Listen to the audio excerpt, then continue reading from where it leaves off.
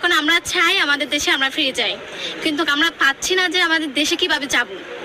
আমাদের দেশে যেতে গেলে আমাদের অনেক শক্তি লাগবে, আমাদের লেখাপড়া করতে হবে, আমাদের দেশ নেওয়ার জন্য আমাদের অনেক কিছু করতে হবে। এখানে তো ইনসান বসবাস করে না, এখানে বসবাস করে অ্যানিমালস, জানোয়ার, ওরা বসবাস করে। তো আমরা একটু জুগুরি ভাষার মধ্যে আমরা তুন মন যায় না। আমরা এখানে পড়ছি ফর্নাফরি বাদে বর্মা যায়া আমরা দেশ আমরা চাই। কক্সবাজারের ৩৩ শরণার্থী ক্যাম্পে থাকা প্রতিটি রোহিঙ্গাই যেন অপেক্ষার প্রহর গুনছে কখন ফিরে যেতে পারবে তাদের নিজ বসত ঘরে। সরকারি হিসেবে 11.5 লাখেরও বেশি রোহিঙ্গার বসবাস কক্সবাজারের এই আশ্রয় কেন্দ্রগুলোতে।